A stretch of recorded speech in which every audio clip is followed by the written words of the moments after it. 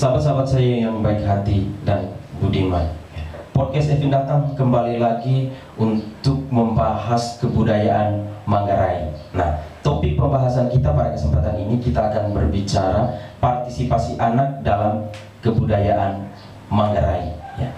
Telah hadir, terima kasih. Beliau fasilitator anak dan beliau adalah penulis buku pengembangan partisipasi anak dalam pendekatan filosofi Natas Batela Abad. Ya. Oke Pak, hari ini kita berbicara tentang partisipasi anak. Ya, gitu. Nah, ada orang Manggarai banyak ritus-ritusnya itu Pak. Gitu. Ada ritus yang melibatkan anak itu saat usia-usia bayi itu ciar cumpe gitu.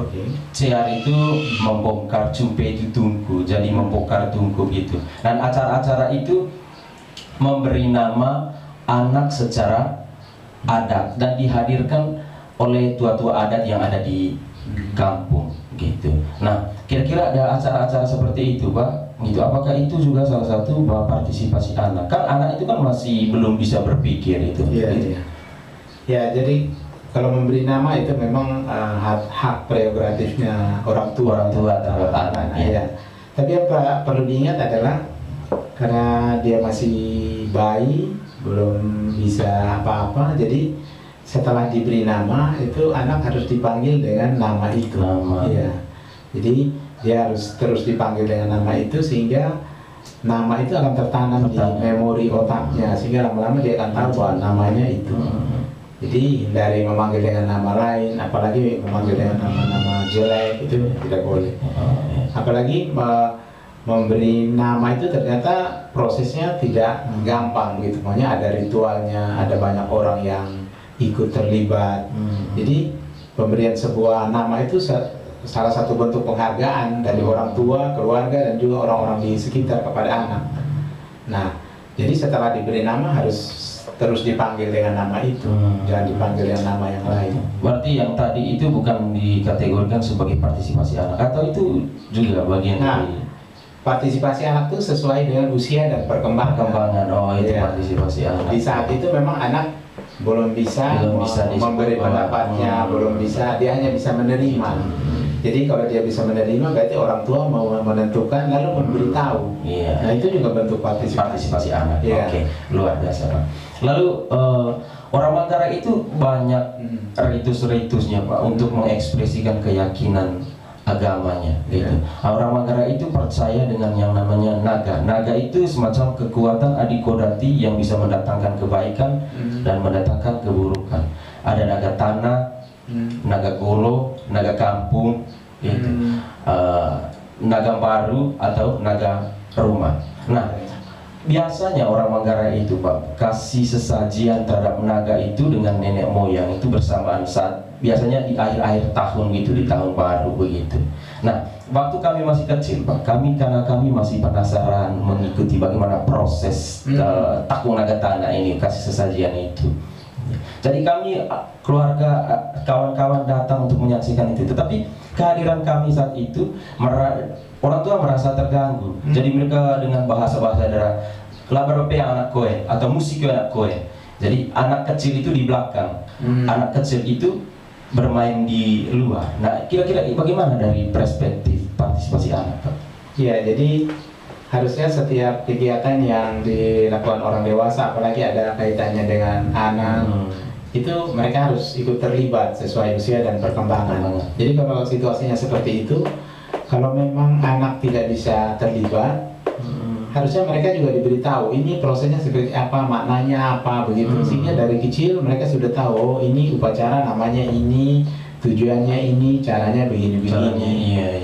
Lalu kalau memang di tempat upacara itu mereka tidak boleh hadir, mereka tidak, karena dianggap mengganggu dan lain sebagainya, atau nanti mereka akan terkena hal negatif, berarti harus ada tempat untuk mereka.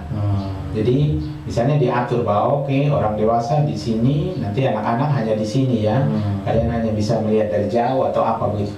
Diberi penjelasan. Jadi keinginan tahuan, kayak kamu cerita tadi bahwa ingin tahu apa yang terjadi, ini apa, itu harus dipenuhi juga. Itu juga salah satu bentuk partisipasi. Ya. Tapi tidak boleh dengan nada Ya, mengusir mengusir kami ini, mereka. kehadiran kami ini terasa mengganggu jalannya Ya. acara begitu. Harusnya tidak boleh begitu. Saya rasa untuk itu Pak, sampai sekarang banyak sekali teman-teman yang menceritakan ketika saya sharing dengan mereka. Mereka kami juga sering diperlakukan begitu waktu Iya. kecil. Kan orang tua pasti menginginkan agar budaya itu terus dilestarikan, kan? Dilestarikan, iya. Supaya nanti saat anak itu dewasa dia juga melakukan seperti itu. Nah, bagaimana dia mau melakukan kalau tidak dilibatkan, Tidak dilibatkan. tidak diberi pengertian misalnya. Harusnya sebelum acara misalnya anak-anak dikasih tahu ini acaranya begini-begini. Kalau tidak bisa dikasih tahu seseorang untuk semua, berarti tiap orang tua harus memberitahu anaknya. Lalu itu tadi di tempat itu harus ada tempat untuk orang tua, kalau bisa ada juga tempat untuk anak-anak supaya mereka ikut terlibat, dan itu sebenarnya bentuk penghargaan dari orang dewasa terhadap anak. Iya. Lalu yang berikutnya Pak, yang untuk kasih sesajian terhadap naga-naga tadi Pak, naga jaga kampung dan naga tanah itu tadi untuk menjaga tanah gitu. Itu biasa, kalau yang itu dilakukan oleh semua kampung, warga kampung gitu, dilakukan itu. Ada istilah kita orang Manggarai itu namanya penti. Itu syukuran secara besar-besaran gitu. Nah, pada saat seperti itu Pak, itu ada ritual mulai dari istilah barong lodo kalau saya tidak salah sebutnya Pak gitu. Jadi itu semua orang tua itu pergi di situ gitu, dengan setelah itu ada nyanyi-nyanyi ucapan syukur dengan 5 kali yang disebut tadi sesada 5. Tetapi itu peran-peran semua itu, acara-acara itu sampai terakhir acara-acara penting itu semua yang berperan orang tua semua gitu. Tapi memang disebut ada istilahnya van koe etan tua. Jadi disebut semua, tetapi yang berperan di situ kebanyakan orang tua. Itu kira-kira itu bagaimana dari partisipasi Anda? Ya, tergantung ya, apakah memang peran dalam ritual itu apakah anak-anak bisa juga. Kalau memang anak-anak bisa, misalnya anak-anak usia remaja, mereka juga bisa ikut, itu harusnya mereka dilibatkan. Apalagi disebutkan namanya ya, Iya, memang disebutkan ya, van koe etan tua. Ya. Nah, kalau mereka tidak dilibatkan ya itu namanya simbolik. Jadi anak hanya ada disebut tapi tidak terlibat gitu, semua orang dewasa. Harusnya mereka ikut terlibat juga sesuai kapasitas mereka, kemampuan mereka. Dan sekali lagi itu adalah bentuk penghargaan kepada anak. Dan dengan cara begitu menurut saya nanti mereka akan lebih menghargai ritual itu, dan saat dewasa mereka akan punya keinginan besar untuk melakukan hal yang sama. Karena itu kan diwariskan ke generasi berikut, dan anak-anak adalah pemilik generasi. Dan selain mereka melihat, menyaksikan prosesnya acara itu, orang tua juga saat itu perlu mereka kasih tahu ya. Iya, diberi pemahaman ini acaranya begini-begini, tujuannya ini. Iya, karena setelah itu nanti ada, setelah yang tadi saya sebut itu ada istilah barong wae, itu kasih sesajian terhadap yang jaga mata air, naga wae istilahnya begitu, mengundang dia untuk hadir di rumah adat gitu. Jadi ada acara-acaranya juga. Lalu yang berikutnya Pak, ini yang berkaitan dengan ritual-ritual apa? Kematian. Oke. Pada saat misalnya dimulai dari ada istilah Poe Wojalatung, Poe Wojalatung itu artinya bagaimana kita membicarakan kepada roh itu supaya segala jeripaya dia, berkat dia itu harus saat itu dia harus wariskan kepada anak-anak atau keluarganya, itu dia tidak boleh bawa semua, itu istilah Poe Wojalatung. Lalu setelah itu ada ritual laheng naik gitu, laheng naik ritual itu. Jadi Pak, di saat ritus itu Pak, kalau si penuturnya sudah mulai berbicara, kalau ada anak yang lewat itu sangat tabu sekali. Gitu. Karena dulu dianggap bahwa karena orang Manggarai itu segala ritual-ritualnya itu selalu melibatkan roh-roh leluhur gitu. Jadi anak saat itu tidak boleh main sembarang. Itu pernah sering kali terjadi, orang tua cerita ketika anak main sembarang tiba-tiba sakit perut, ada yang sampai meninggal dunia gitu. Itu kira-kira bagaimana itu? Ya, kalau memang kebiasaan atau seharusnya seperti itu, anak tidak boleh bermain apa, berarti dari awal anak sudah harus diberitahu, kemudian orang tua punya kewajiban untuk menjaga mereka. Jadi tidak boleh marah ya Pak? Iya, harus dikasih tahu baik-baik pada saat upacara ini kalian tidak boleh lewat misalnya, kalian harus di sini saja. Nah itu kewajiban orang tua. Kita tidak bisa diam-diam saja dan berharap bahwa anak tahu. Jadi sebagai orang tua kita punya kewajiban untuk memberitahu memberikan tahukan ya. itu. Iya. Iya. Karena mereka nanti kan sebagai generasi Iya. penerus gitu.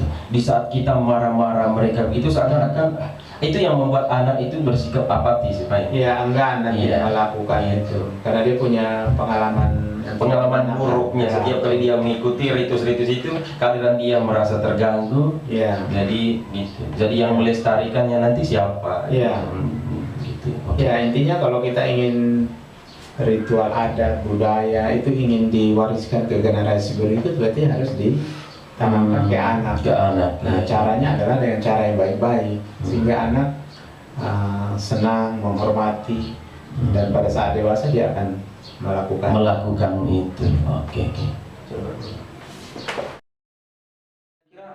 Dari beberapa yang persoalan-persoalan yang saya sudah sampaikan, yang dimana cenderung sekali dalam acara-acara adat itu yang tidak melibatkan anak. Kira-kira bagaimana nanti pesan-pesan Pak ke depannya bagi orang tua yang selama ini cenderung mengabaikan kehadiran anak? Ya, jadi kalau kita ingin supaya anak-anak itu memahami adat kita, kemudian melanjutkan ke generasi berikut, mereka adalah pewaris kita, pewaris generasi berikut, maka sebaiknya mereka selalu dilibatkan, mulai dari usia anak dalam kegiatan adat itu mereka harus terlibat. Tentu disesuaikan dengan perkembangan mereka, seperti itu. Dan yang paling penting adalah ditanamkan nilai atau filosofi dari ritual atau kegiatan adat itu apa sih, maknanya apa, mengapa sih harus itu dilakukan, sehingga itu tertanam, dan dengan demikian anak akan merasa bangga sebagai orang Manggarai misalnya, dan mereka punya banyak sekali budaya dan punya makna yang beragam, sehingga saat dewasa nanti otomatis dia akan menjaga itu dan juga meneruskan. Seperti itu. Oke. Jadi kalau kawan-kawan, kalau kita mau melibatkan anak dalam setiap acara-acara, terutama acara adat, yang penting di situ orang tua anak itu harus memahami makna keterlibatan dia di situ. Gitu. Kalau anaknya tidak memahami itu, tetapi dia karena dipaksa, berarti itu adalah bentuk eksploitasi dari